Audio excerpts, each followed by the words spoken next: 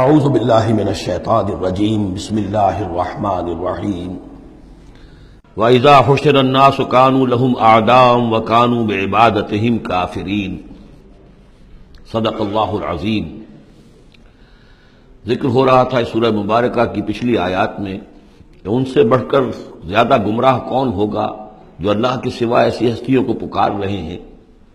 جو نہ ان کی دعا سنتے ہیں نہ دعاؤں کو قبول کر سکتے ہیں قیامت تک، بلکہ وہ ان کی دعاؤں سے غافل ہیں، انہیں معلوم ہی نہیں ہے۔ وَإِذَا حُشِرَ النَّاسُ جب لوگوں کو جمع کیا جائے گا كَانُوا لَهُمْ أَعْدَاءً وہ ان کے دشمن بن جائیں گے کہ تم نے ہمیں شرمسار کیا، ہماری شرمندگی کا تم سبب بن گئے، تم نے ہمیں اللہ کا مد مقابل بنا دیا۔ جیسے کہ حضور صلی اللہ علیہ وسلم نے ایک صحابی کو ٹوک دیا، وہ اپنے کسی گفتگو کے انداز میں، اور ظاہر بات ہے کہ ان کی نیت تو وہ نہیں تھی کہ حضور کو اللہ کے برابر کر دیں، لیکن الفاظ ایسے ان کی زبان سے نکلے ما شاء اللہ و ما شئت، جو اللہ چاہے اور آپ چاہیں، اسی پر ٹوک دیا حضور نے، اجعلتنی للہ ندن، کیا تم نے مجھے اللہ کا مد مقابل بنا دیا ہے؟ مشیت صرف اللہ کی ہے۔ تو یہ اولیاء اللہ، یہ فرشتے، یہ پیغمبر، اگر انہیں آپ نے اللہ کے برابر بنا دیا، ان کو پکار رہے ہیں، ان سے دعائیں کر رہے ہیں، تو یہ تو گویا کہ ان کے لیے شرمندگی کی بات ہوگی اللہ کے سامنے، تو وہ دشمن بنیں گے۔ وَإِذَا حُشِرَ النَّاسُ كَانُوا لَهُمْ أَعْدَاءً وَكَانُوا بِعِبَادَتِهِمْ كَافِرِينَ اور وہ تو ان کی عبادت کا انکار کریں گے۔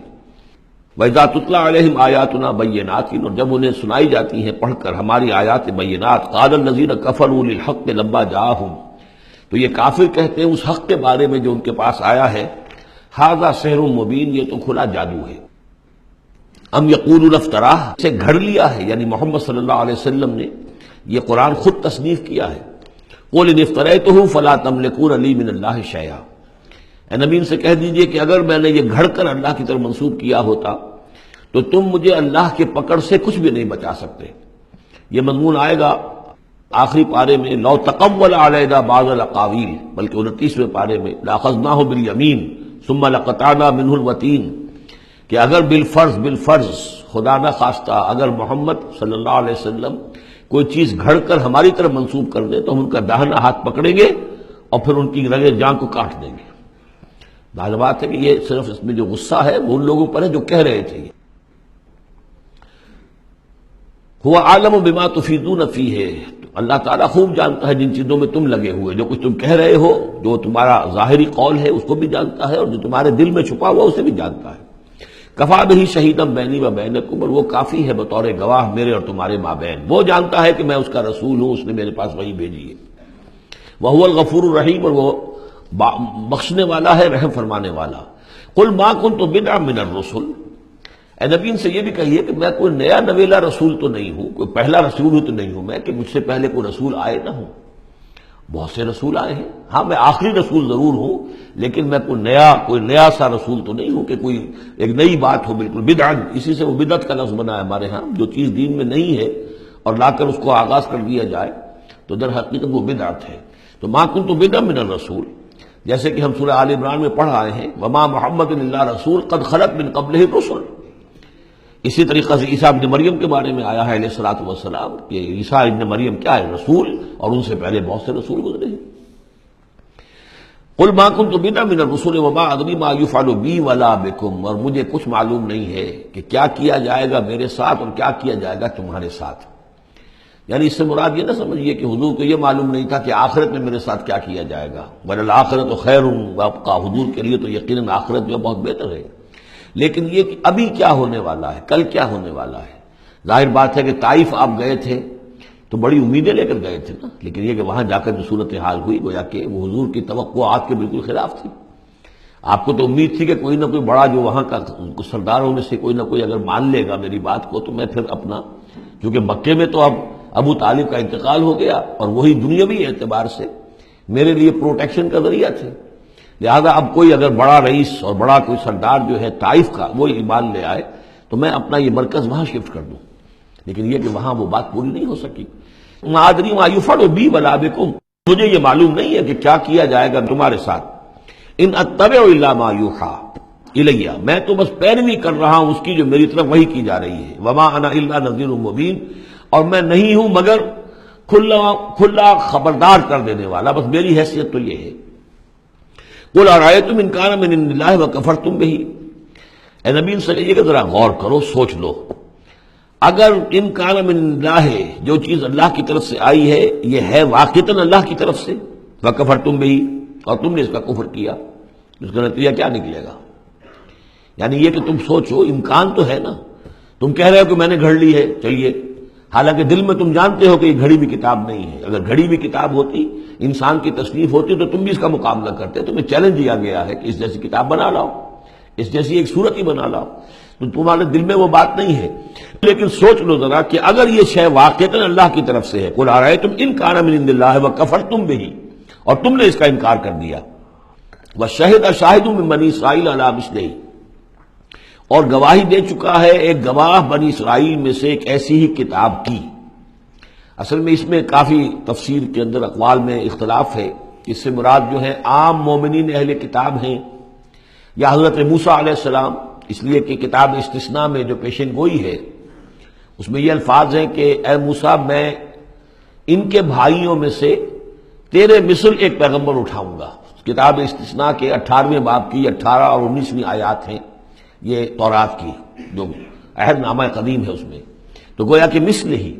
یعنی حضرت موسیٰ کی طرح کے محمد ہے، حضرت محمد کی طرح کے موسیٰ ہیں علیہ الصلوۃ والسلام، کیونکہ صاحب شریعت رسول ہے حضرت موسیٰ علیہ السلام۔ حضرت عیسیٰ صاحب شریعت نہیں ہے، صاحب کتاب ہے، انجیل دی گئی ہے، انجیل میں شریعت نہیں ہے، انجیل میں حکمت ہے۔ کل ہم پڑھ چکے ہیں جئتکم بالحکمہ، میں تمہارے پاس حکمت لے کر آیا۔ شریعت، قانون، یہ در حقیقت تورات میں تھی، حضرت موسیٰ علیہ السلام کو دی گئی، اور یا پھر محمد الرسول اللہ صلی اللہ علیہ وسلم کو قرآن دیا گیا، اور یہ آخری اور کامل شریعت دی گئی۔ فآمن واستکبرتم، تو وہ تو ایمان لے آئے اور تم استکبار کر رہے ہو۔ یعنی یہود میں سے تو بہت سے علماء ایسے بھی تھے، بہت زیادہ نہیں لیکن تھے، عبداللہ ابن سلام رضی اللہ تعالیٰ عنہ بہت اہم ان کے علماء میں سے تھے، وہ ایمان لائے ہیں، تو وہ تو ایمان لے آئے۔ فاستکبرتم، اور تم استکبار میں اور گھمنڈ میں پڑے ہوئے ہو۔ ان اللہ لا یہدی القوم الظالمین، اللہ ظالموں کو ہدایت نہیں دیتا۔ وقال الذین کفروا للذین آمنوا لو کان خیرا ما سبقونا الیہ، اور کہا ان لوگوں نے جنہوں نے کفر کی روش اختیار کی ان لوگوں کے بارے میں جو ایمان لائے، کیونکہ ان میں سے زیادہ تر جو حضور کے آس پاس ہوتے تھے، اس لیے کہ بہرحال ان میں بڑے بڑے لوگ بھی تھے جو ایمان لائے تھے حضور پر، حضرت عثمان ابن عفان بھی تھے، بڑے بڑے گھرانے کے فرد تھے، عبد الرحمن ابن عوف بھی تھے، وہ بھی کوئی غرباء اور فقراء میں سے تو نہیں تھے، طلحہ اور زبیر بھی تھے تو وہ بھی بڑے اونچے خاندانوں سے تھے، لیکن یہ کہ عام طور پر حضور کے آس پاس جو ہوتے ہیں یہ لوگ اپنے اپنے کاموں کے اندر بھی مصروف ہوتے تھے، لیکن جو غرباء تھے وہ حضور کے ارد گرد زیادہ موجود رہتے تھے، اور یہ بات بار بار آ چکی ہے حضرت نوح کے بیان میں بھی اور پھر حضور کے بارے میں بھی کہ اے محمد تمہارے گرد تو ہم بیٹھے ہوتے ہیں ہمارے کمی کاری لوگ، بڑے گھٹیا لوگ، ہمارے پست طبقات کے لوگ جو ہیں، کوئی غلام ہے ہمارا، کوئی اور یہاں پہ محنت مزدوری کرنے والا ہے، تو ہمارے شایان شان نہیں ہے کہ ہم آپ کے پاس آ کر بیٹھیں، یعنی ذرا ان کو اپنے سے دور کرو، جس پر کہ اللہ تعالیٰ نے کئی مرتبہ یہ فرمایا کہ اے نبی آپ ان کی بات پر نہ جائیے، اور کہیں ان اہل ایمان کو کہ جو صبح و شام اللہ کو پکارتے ہیں اور اللہ کی رضا جوئی میں لگے ہوئے ہیں، ان کو کہیں آپ اپنے سے دور نہ کر دیں، اگر ایسا آپ کریں گے تو یہ ظلم ہو جائے گا۔ لیکن بہرحال ان کا کہنا یہ تھا کہ اگر یہ لوگ جو ہیں، اگر واقعتاً یہ خیر ہوتا، لو کانا خیرن ما سبقونا، اگر یہ واقعتاً خیر ہوتا قرآن اور یہ دین، تو یہ لوگ جو ہیں یہ اس میں سبقت نہ کرتے ہم سے، بڑے ہم ہیں، سمجھدار ہم ہیں، دانشور ہم ہیں، ایلیٹ آف دی سوسائٹی ہم ہیں، تو ہم نے تو پیش قدمی کی نہیں ہے، لیکن یہ لوگ پیش قدمی کر رہے ہیں، تو اس کا مطلب ہے کہ یہ بات بھی گھٹیا ہی ہے جو تم پیش کر رہے ہو، جس کو گھٹیا قسم کے لوگ قبول کر رہے ہیں۔ یہ طنز ہے اس میں چھپا ہوا۔ وقال الذین کفروا للذین آمنوا لو کان خیرا ما سبقونا وَإِذْ لَمْ يَهْتَدُوا بِهِ فَسَيَقُولُونَ هَذَا إِفْكٌ قَدِيمٌ، اور جب یہ اس قرآن کے ذریعے سے ہدایت نہیں پا رہے تو کہتے ہیں کہ یہ تو گھڑی ہوئی چیز ہے، افک ہے، پرانی شے ہے۔ وَمِن قَبْلِهِ كِتَابُ مُوسَىٰ إِمَامًا وَرَحْمَةً، حالانکہ اس سے پہلے موسیٰ کی کتاب موجود تھی اور اب بھی ہے، امامًا ورحمہ، وہ بھی رہنمائی کرنے والی ہے اور رحمت ہے۔ وَهَذَا كِتَابٌ مُصَدِّقٌ لِسَانًا عَرَبِيًّا، اور یہ کتاب نازل ہوئی ہے اس کی تصدیق کرتے ہوئے، یعنی تصدیق دونوں معنی میں، ایک تو کہ قرآن تصدیق کرتا ہے کہ تورات اللہ کی کتاب تھی، اللہ کی کتاب ہے، اگرچہ اس میں تحریف کر دی گئی ہے لیکن بہرحال اللہ کی کتاب تھی۔ اِنَّا أَنزَلْنَا التَّوْرَاةَ فیہا ھدی ونور، ہم نے تورات نازل کی تھی، اس میں ہدایت بھی تھی، نور بھی تھا۔ پھر انجیل کے بارے میں فیہ ھدی ونور، قرآن دونوں کی تصدیق کرتا ہے۔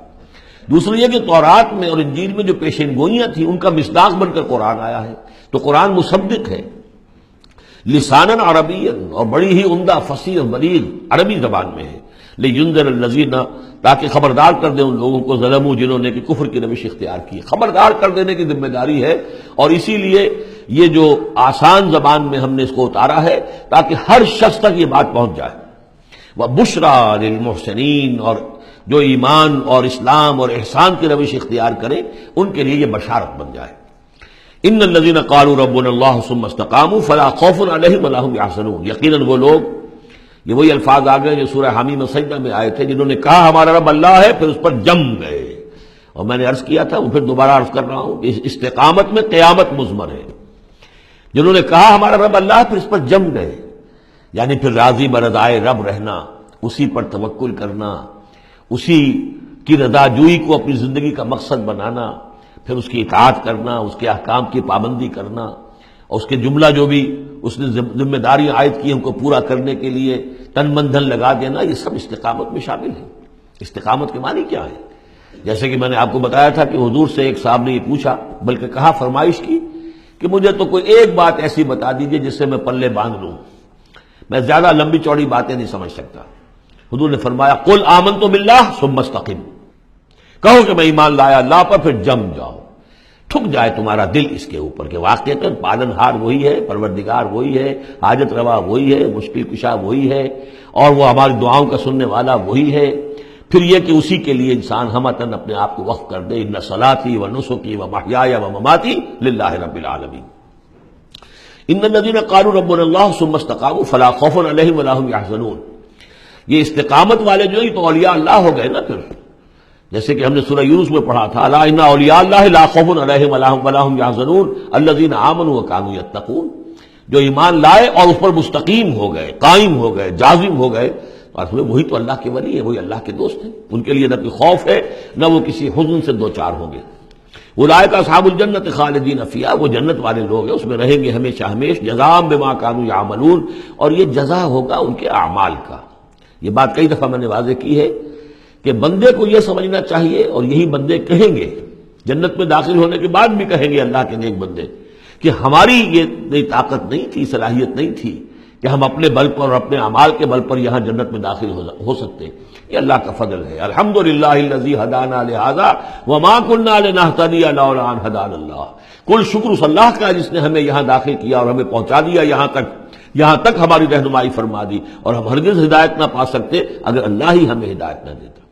لیکن اللہ تعالیٰ بار بار کہتا ہے کہ ٹھیک ہے، لیکن یہ کہ تمہارے اعمال تھے، تم نے بھی محنت کی تھی، تم نے فیصلہ کیا تھا، اما شاکرم و اما کفورا، جو ہم نے تمہیں اختیار دے دیا تھا، تم نے ہمارے شکر گزار بندے بن کر زندگی گزارنے کا فیصلہ کیا، ہم نے قدر افزائی فرمائی، ہم نے تمہیں توفیق دی، ہم نے تمہارے راستے کی رکاوٹوں کو جو ہے آسان کر دیا، لیکن یہ کہ بہرحال تمہارا عمل اس میں شامل ہے۔ جزاء بما کانوا یعملون، یہ در حقیقت بدلہ ہوگا ان کے اعمال کا۔ صدق اللہ العظیم۔